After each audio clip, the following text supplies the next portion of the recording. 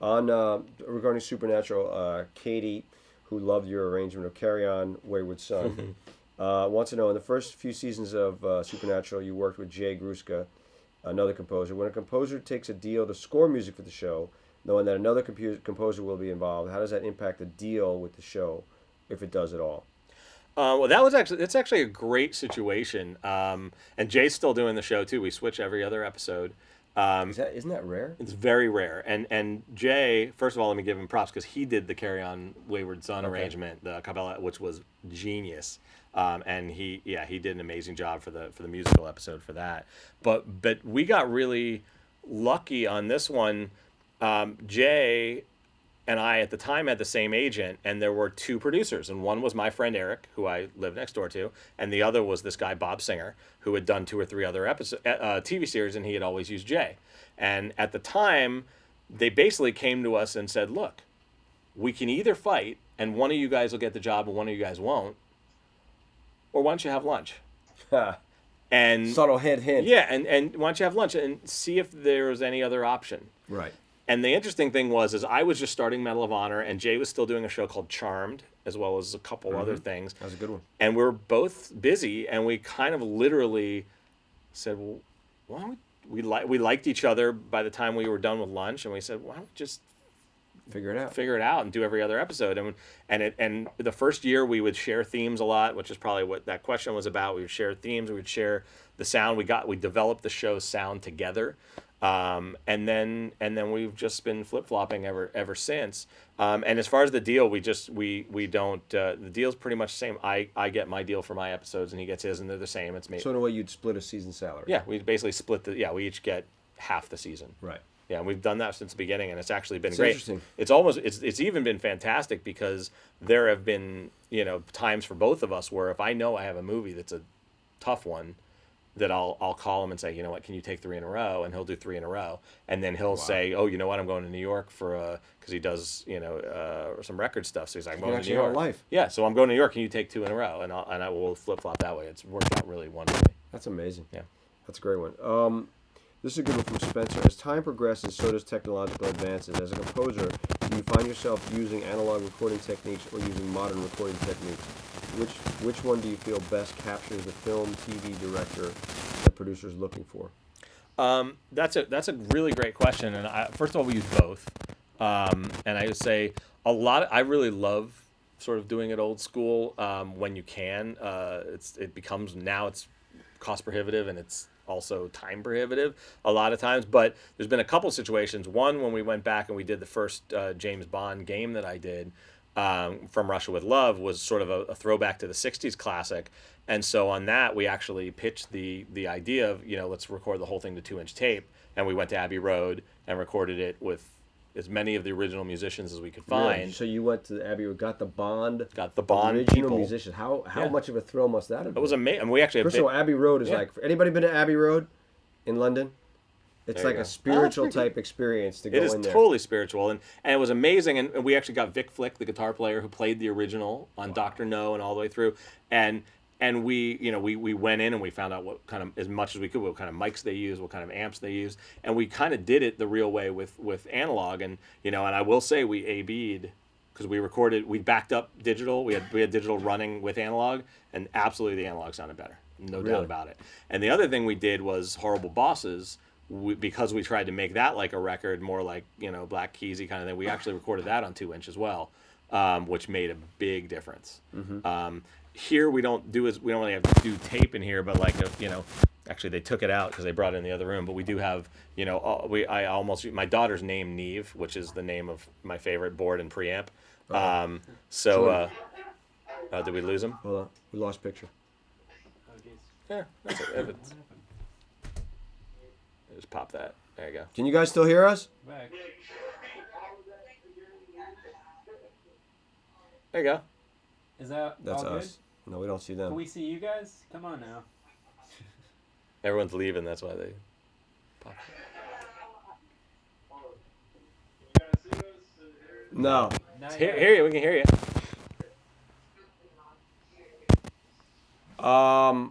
All right, so look, you know what? We're about an hour in, so why don't we take a 5-minute break, and then whoever's the most technologically savvy there, because Brenda left the building, right?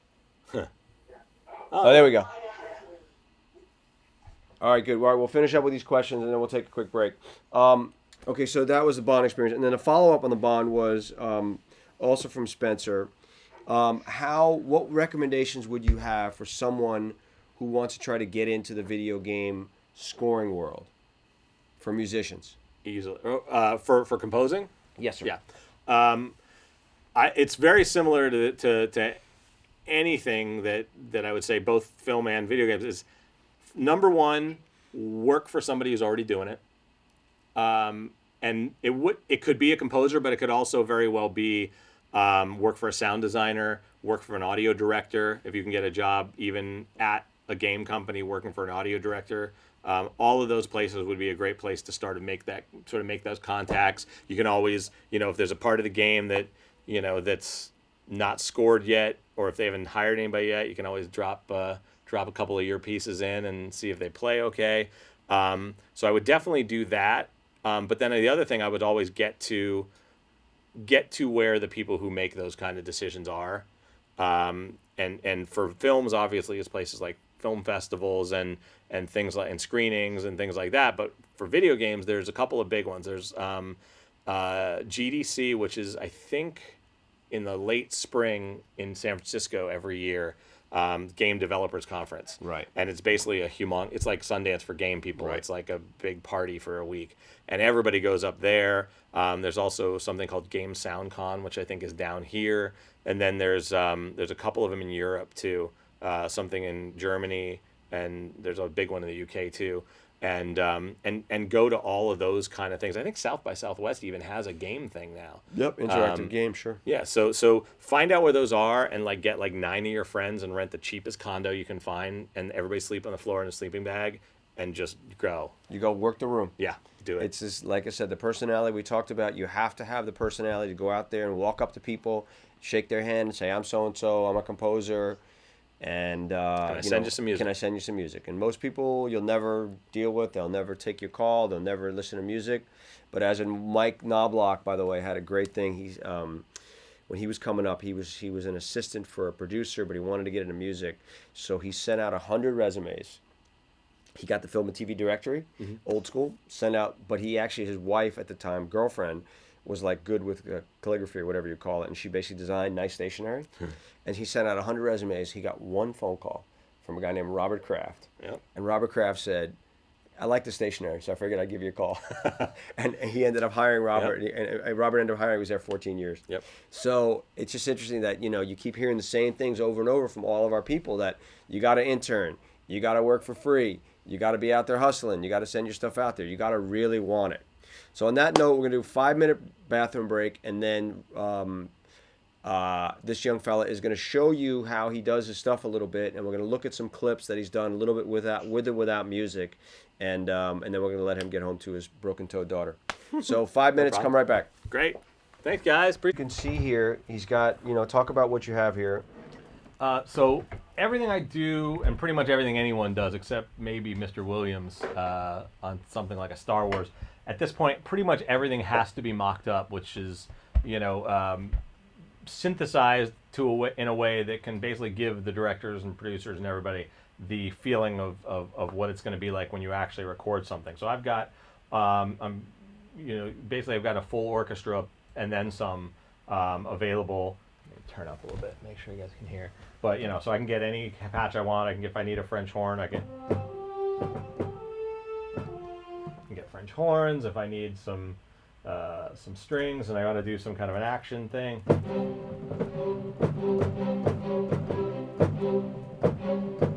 can do anything we want. Now, what is that program you're working on? So the program I'm on is Cubase, which there's three main programs. There's Cubase, which is they're all Mac, but then Cubase can also be PC.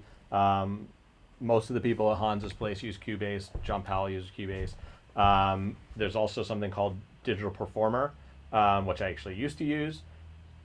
And then also Vision, or no, not Vision, what's called Logic, which is the Mac program that sort of comes with the Mac stuff. And So basically everyone uses one of those 3 programs.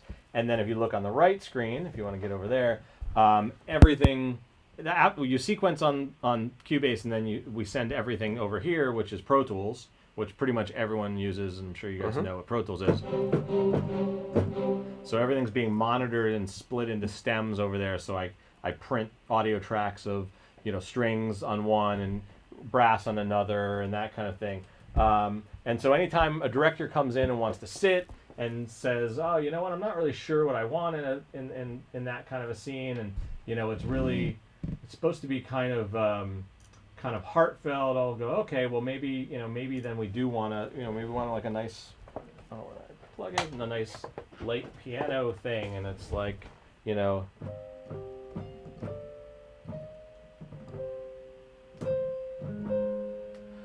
so you can always bring stuff up, and that way, directors get a much easier translation without having to, because it gets very expensive if you're going to, what happened actually in the old days is the composer would write play some stuff on a piano and then write everything on paper, and then they would show up on a scoring stage with 100 musicians and record it with the director seeing it for the first time.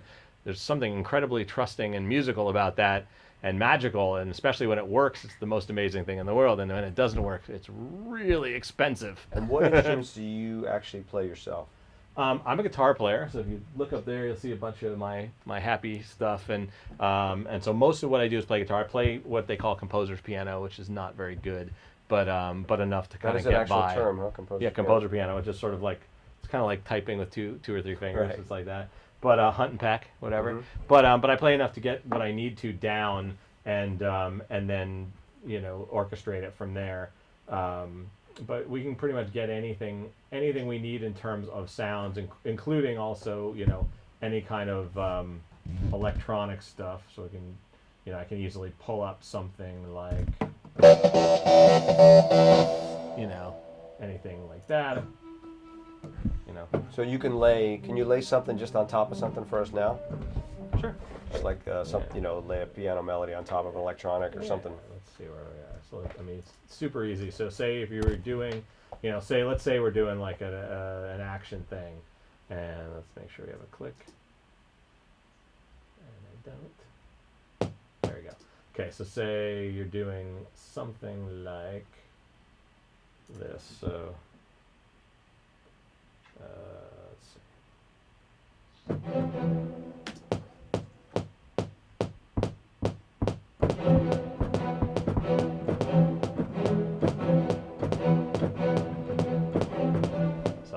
Say you do something like that, and then you can easily go in and go.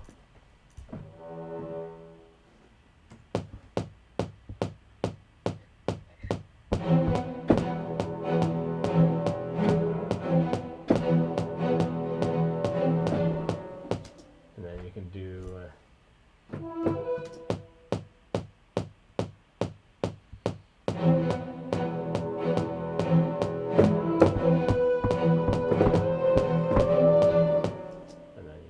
Some timpani in there and do and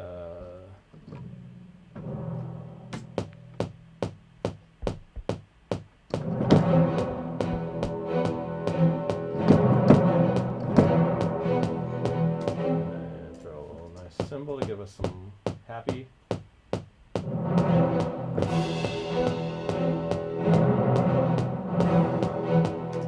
And then if you want to make it cool, you just throw a little bit of this on there and do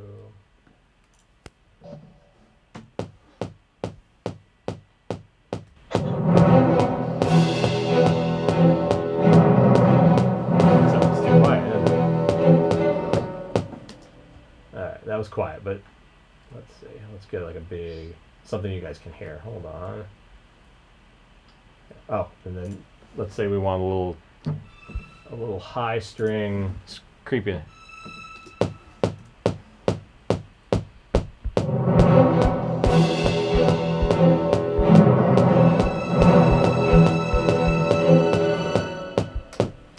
It's amazing. So you just It's got to be the greatest job on the earth, just to be able to sit, look at picture, and then create music to it. pretty cool. It really is pretty cool. It's I don't know what Yeah. gets cooler than that. yeah. And how often use the expression "Are you right?" In other words, like how often you get sent back for that's totally wrong, or you know what, I love this, this, and this, but if you just added this, this, and this, or maybe they don't even know the language to speak on it. But like, what's the process? I would say at this point, it's almost never great. We love it. We're done. That's there's too many people to please for that to ever really be the case. But a lot of times is what you just said, which is, wow, it's, totally in the right direction. I think we're definitely down the right path. Now let's have it do this and this, and what about if it did this here and maybe got bigger, which is great. I mean, that's a pretty much a hole in one. But yeah, every once in a while you have, it's all wrong,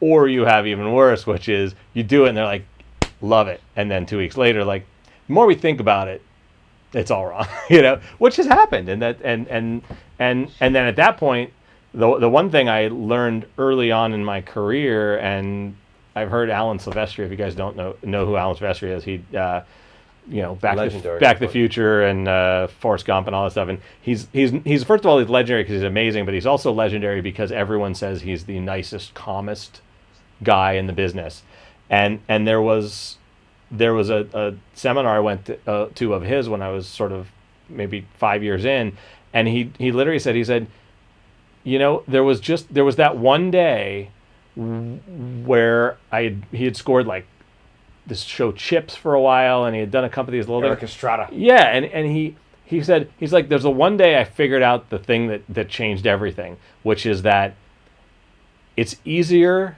and more comfortable to just rewrite something than to try to fight about it, because it's their music. Try to save a cue. Because it's their music. Right. They're writing the check. They made the movie. It's their music. I'm just trying to write it for them. I'm trying to make what they want. Right. And it's like a lot of times at the beginning you really fight. You're like, no, but what about? But the reason I did this was because of X. Well, the reason you did it doesn't really matter. If the reaction was not right, then best thing to do is like, great, let's try something else. Right. He's so like, the Zen nature of it. He's like, and then you got to the point where like, it's a lot easier to just do it that way. And I I don't always, but I'd say 95% of the time. And when I don't do it, I usually end up catching myself an hour later going, I should have just said, fine, I'll just rewrite it. Right. Which I think that was a really important lesson. Well, you pick up those lessons in life, and the key is you remember them. Yeah. Absolutely. All right, so why don't we look at some picture. Tell us what we're going to see, and then maybe after we'll look at the cue sheet, and we'll talk about how it works. All right. So this one, let's just start out. This was the opening scene, which was a flashback of when Captain America dies. Or we think he dies, that Agent Carter, Peggy Carter, his girlfriend, who now works for the SSR, is watching. So, or is remembering and having a dream of. So this is a theme that I had written that came back throughout the show that specifically has to do with Cap. And tell us why this instrumentation, why you chose this, and what was your inspiration for it? Well, the inspiration was sort of twofold, which is one, the theme and the use of sort of the main orchestral instrument, which was a French horn, was very much done to be patriotic and was very much done to be noble, because Cap was a sort of a vicious patriot and definitely an American and a military man, that kind of thing. But then on top of it, you'll hear that the counter melody is actually a female voice, which of course is definitely done to try to pull in Peggy's approach. So it's actually got both of their voices in there, in my estimation. And then the other thing was to have it be both emotional and a little sad at the same time as it still had this nobleness. And so that was sort of the harmonies will sort of, it's got some minor, but it's also got a little bit of patrioticness to it. So. Beautiful. Let's take a look. That's the setup. This thing's moving too fast and it's heading for New York. Give me your coordinates, I'll find you a safe landing site. There's not going to be a safe landing. But I can try and force it down. I'll get Howard on the line, he'll know what to do. I gotta put her in the water. Please don't do this. We have time. We can work it out. Peggy. This is my choice.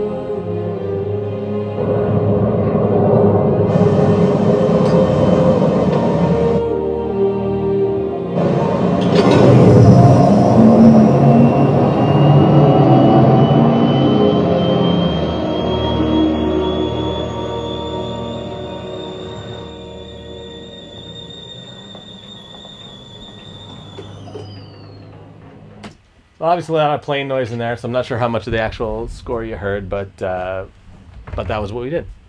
So, and that's run. How often does that run? Is that just a Which one? That piece. That particular theme comes back whenever she's sort of remembering Cap. That a variation of that, and it happened at the end of the first season when she sort of found his shield and stuff like that. So we try to, as much as possible, I try to relate themes to whatever she's doing. And then that way I feel like it gives the series some continuity, but also hopefully gives the Marvel universe some continuity as well. And Marvel's a big brand, obviously, so Yeah. it's not one you want to mess with. How much Marvel have you done? This will be second year of this series, but then I also did 2 shorts. One of them being the thing that spawned this, and another one called Item 47, which was right after Avengers, which was all about a special gun that the aliens had brought. And the lucky part was that the guy who directed both the short that inspired this show and Item 47 is a guy named Lou D'Esposito, who's the co-president of Marvel with Kevin Feige, and he wants to be a director. So there might be a Marvel movie in the So he future. started directing. Well, he's also real busy running the company. He's an amazing guy, talented director, but also an amazing producer, and he produces this show and he produces all their movies. And so if he can ever get a break from all his producing, he'll hopefully direct one. Cool. So now I'd love to look at some piece of score, TV score, perhaps with picture and without picture, and talk about the differences and how you might have influenced them and why you did what you did.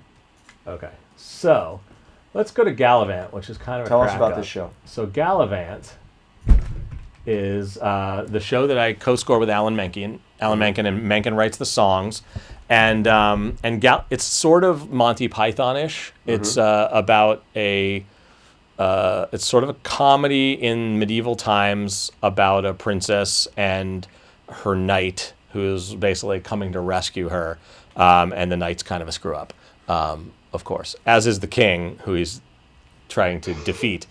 So it's very much tongue-in-cheek. It's very sort of silly, but they also break out in song all the time. And you'll see in this scene at the very end, they sail away to go to Valencia to save the queen, and they've actually teamed up with a group of a bunch of pirates led by Hugh Bonneville from Downton Abbey, and it's pretty fun, but it's very sort of swashbuckly, but also emotional at the beginning. So let me make sure I've got the right spot here. Yeah, there you go. Okay. Okay, so we're going to see it without So first? let's do it without first, right? I think that's the best way to do it, and then you'll get there. Sorry. I don't always listen when you talk. I will get better at that. What were you saying? Something about parents or something? I'm looking forward to seeing them. Right. Yeah, parents are the best. Godspeed, pirates! To Valencia! I'm coming, my love.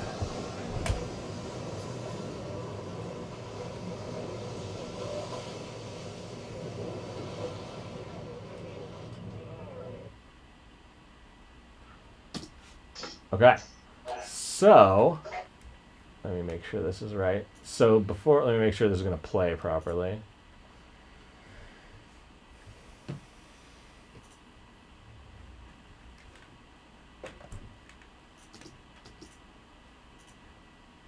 Villainizing you, so I felt better about myself. I was villainizing you, so I felt better about myself. I'm... One sec.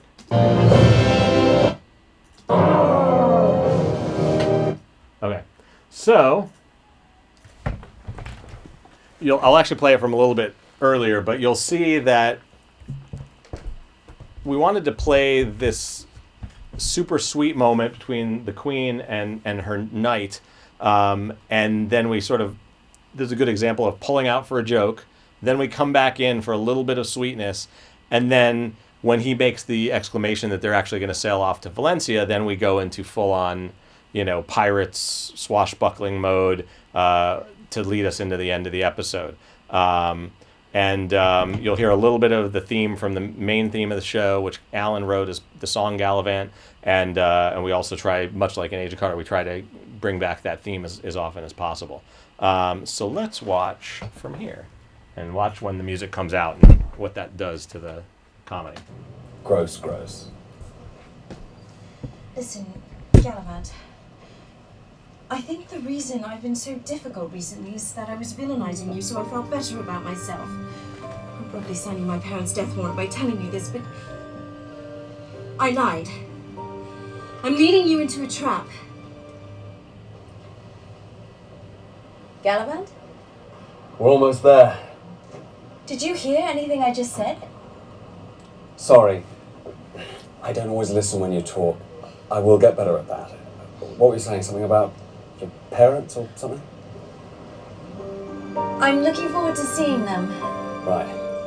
Yeah, parents are the best. Godspeed, pirates! To Valencia!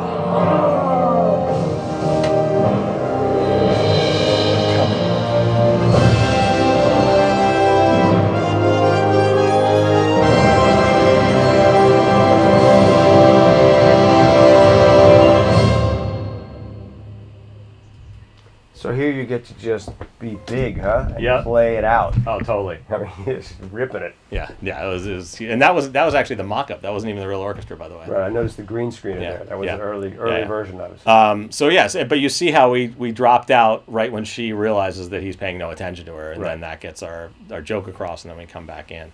But yeah, so this one's another great one. We get to do this every, we do every episode at, I think we did all of them at Sony last year. We're going to do some at Warner's and some at Sony this year with, I think we have like a 50-piece So orchestra. you're scoring it big, Yeah. big orchestra. Yeah, which is great. So That's fantastic. All right, last but not least, I just want to look at the cue sheet for a second Sure. on Agent Carter and tell us about how the what you have to do to submit your cues to get paid, and what that process looks like. all right. So one of the things they don't tell you much about when you're sort of in school, which I And this is how you get paid. Yeah, This which this is sheet right here. It's actually pretty great that they didn't tell me because I would have been more expecting it.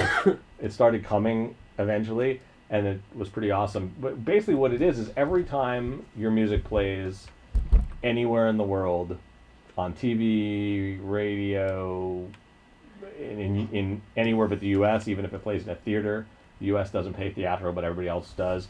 It all gets sort of coordinated back to these sheets, which go to the main three performing rights societies here in the States, which are BMI, ASCAP, and CSAC, or it goes, also it gets to every country has their own. Usually they have one. We're one of the few places that has multiple, but basically they census or count every time it plays, and you can see on the right side here, you'll see who the composer is. So you'll say, it'll say C for composer, so it's me, and it'll say that I wrote all of the 100% of it, and its usage, which is BV, which is background vocal, because it had vocal in it, but if it doesn't, it'll say BI, which is background instrumental, and they'll say how much time it is. And so because it airs on ABC, or when it airs on ABC, ABC has a rate. And so 50 seconds of music at an ABC rate will get calculated at a certain dollar value. Now the rates will be different if it plays as a rerun on TNT. It'll be less if it plays. The network is yeah. the most highest paying of any of them. Yes, yeah, ABC, CBS, NBC. And you'll see before that or under that, you'll see a big song from the 40s where you'll see that it's got That man. a couple of different composers, and it's got 5 publishers, all who are splitting the publishing. It was actually very normal for songs. So you've got all this stuff, and that 1 minute and 2 seconds on the right that you see in timing, the publishing side of that gets split 5 ways. But it's still that 20% will still get paid to each one of those publishing companies. And on your own cues, the top one, Peggy remembers, or Agent Carter, you're splitting that publishing with Disney, which is Buena Vista, and Marvel. Yes. Right? So they each take their 50%, and you take your 100%. Now you're taking the writer share in this case, and they're taking the publishing, correct? So on these cues, when you write for mostly TV and film, the big networks and studios will take all the publishing, and you'll get your writer share. Yeah, and the big networks and studios do not. They will never give you publishing. Right.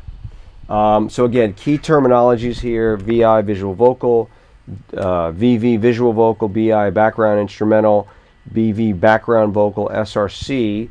Talk about that visual source. So visual source would be different than the visual source is if you actually see someone playing an instrument on screen. Right. Whereas just a regular source will be just something coming out of a car radio or even more just a song that's not score. Mm-hmm. Any of that will be there. But if you see somebody on screen performing it, it pays at a much higher and different rate. Right. So that's always good to get. Yeah, and so this is, like I said, the Bible for Chris or any composer or any publisher who has a piece of that song, that Louis Armstrong song, or I don't know if it's Louis Armstrong, but Billy Ray Lewis, I'm sorry.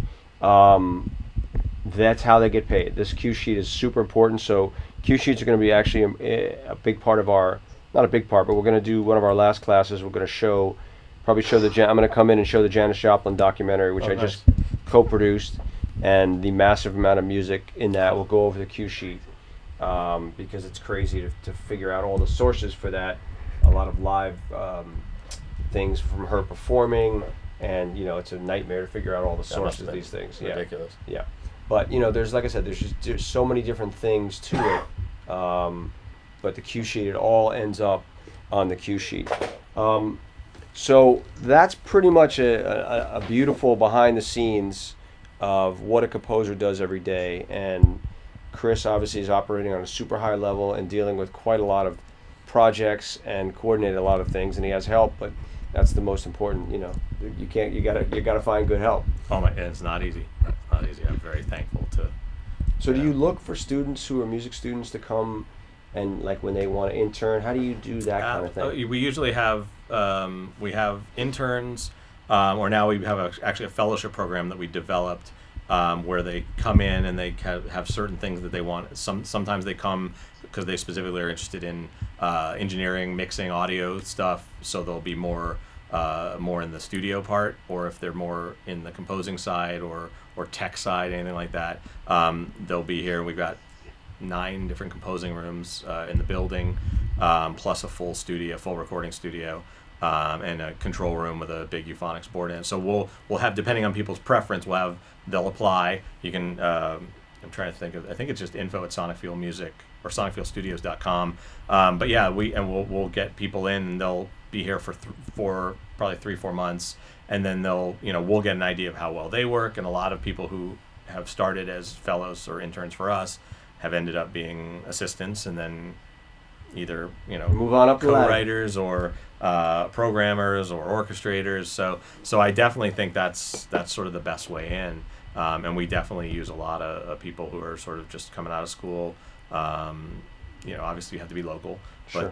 but certainly if you're thinking about spending a summer out here or coming for a semester or something like that, we're always looking for good people. And how many different working rooms do you have in the studio? We have this, let's see, 6 upstairs, 3 writing rooms downstairs, and then the studio itself has a main room that seats about 35 musicians, and 2 ISO booths that you can put 1 or 2 people in, plus a full control room. You can put about probably 10, 12 producers in it. So it's a sizable facility. Yeah, it's pretty decent. And how long have you been here? 4 years now. 4 years. It's kind of out of the way, but it's quite the spot once you get here. It's out of the way, sort of on purpose, but sort of. So you don't have the Hollywood people dropping in too much. Yeah, we don't have the Hollywood people. We don't, and the other thing is we can sort of live a little closer to our families, closer to the coast, closer to schools and stuff like that. And yeah, it's pretty good. All right. Anybody have questions for Chris? What we've just witnessed is quite an amazing thing to be able to sit and soak up. So, anybody have any questions for Chris? So, Raise your hand, please. You got to raise your hand. Okay, go ahead. Speak loud. Sorry. So when you showed us the Gallivant example, you showed us how you were able to highlight the humor of the scene. How much of that is the director telling you, "Hey, I want you to find more humor in it," or are you just going off of what you're seeing and then you're adding? I'd say it depends. The producer of the show is this guy Dan Fogelman, who Alan met when Dan wrote Frozen, or no, not Frozen. I shouldn't say. Sorry, Dan wrote Tangled, which was the Rapunzel movie that Alan did, and then Dan also did that show Neighbors, and he's done a couple others. He's a very, very funny writer, and so a lot of times he'll know already. He'll be like, "Oh, the music's got to stop here to do the joke," in which case then we just say, "You're right." But there's also times where I'll be in the spotting session and he'll say, let's start music here, and when we get to spot like that, I'll say, you know what, it actually might be funnier if we pull out here and then jump back in when she starts being emotional again, and then he'll say, oh, okay, cool, let's try that, and then I'll show it to him, and if it works, we'll stick with it. So I would say it's sort of both of us, but I try to be as collaborative as possible with whoever it is that's directing me. And I'll certainly speak up if I think if I think I have a good idea, but a lot of times if they're really savvy and they've been around for a while, they'll know to do that on their own. Right.